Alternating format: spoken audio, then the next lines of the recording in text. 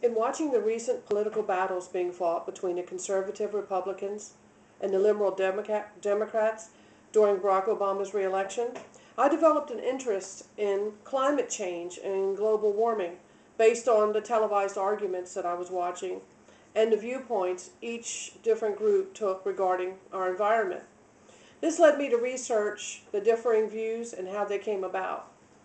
I'm particularly interested in creationist versus evolutionist views on endangered species, climate change, and environmental destruction of our planet, and teaching our next generation.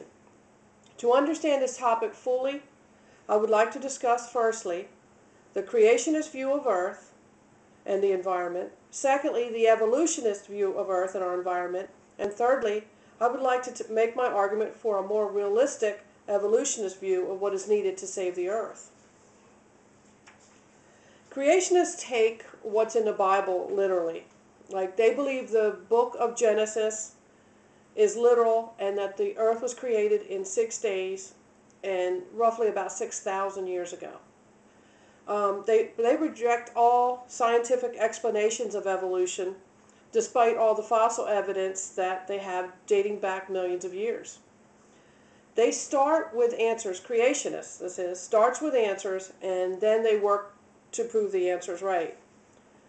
Creationists also believe that God created Earth for man and that he can do whatever he wants with the Earth as he pleases to exploit it.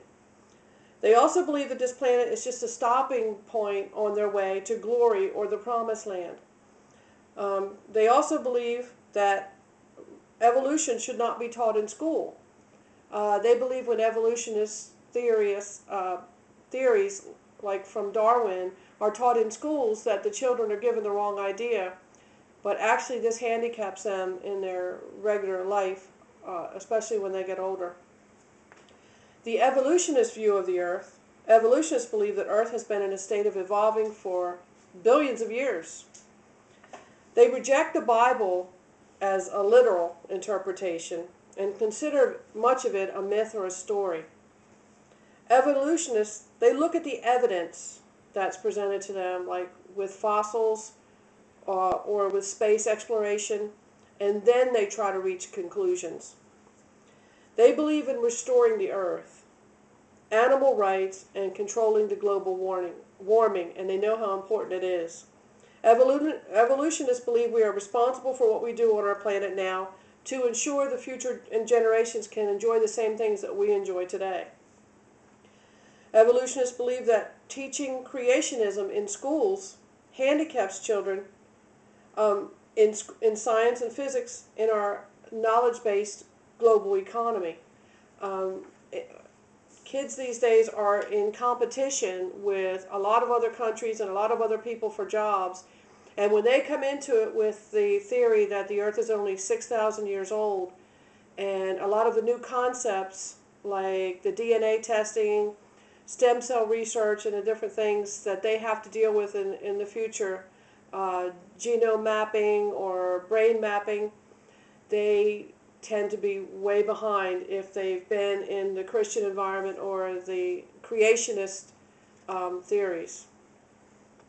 The potential problems that can come about by mixing science and religion is that children taught that theory, like I was telling you earlier, are handicapped in even the medical world, in the dental world, and different things, because as we all evolve and as our knowledge gets greater, they're falling behind because their views can't go further because of what they believe in the Bible as literal.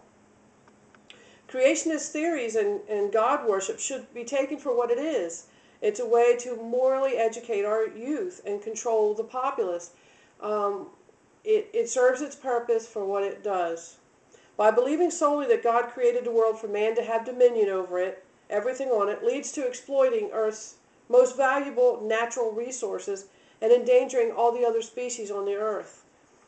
By not using the stem cell or the genome mapping or other scientific studies, they're also handicapped as we evolve, like I was telling you earlier with the children. In conclusion, religion and the creationist theory do not mix with our Earth and our species on it. We are just one of millions of species on Earth that have evolved here. Millions are extinct, as we will one day if steps are not taken immediately to ensure our survival here. Those who continue to mix this creation theory and the belief that God gave man dominion over everything feel they have the right to exploit it and cut down forests and endangering the future for all of us. Creationists believe everything is literal and take everything they have in the Bible as literal. They believe they will be transported to this other place after death, so they don't give so much thought to what they do here on the earth now, because it's just like a stopping by place, some place where they're just going to be passing through. They forget about the generations that they leave here. The pagan religion that Christianity replaced worshipped all living things, including trees and blades of grass. And they replaced that. Christianity, when it came here, replaced it with saints and saint worship. So after that time, forests were cut down to build ships, and streams were dammed for irrigation for their fields. Fields were burned for hunting, with no regard to the nature or the creatures that these things that they've done have affected. The arrogance was overwhelming. The solution is simple. All attitudes must change. Religious leaders must rethink the importance of believing in the Bible as literal and use it as a moral guide, and realize that we are put here on earth by whatever method, creation or evolution, to be Earth's steward. We are all responsible for improving the earth to hand it to the generation after us. All species should be treated as an integral part of the plan. As global warming and climate change continues to breed stronger storms and more severe weather changes, we will all wish we had done something sooner. I have something I'd like to share with you here. If you go to origenscience.com, there is a guide here that you'll be able to see all the different beliefs from evolution and creationism and how they feel about each individual subject, including the dinosaurs. Thank you very much.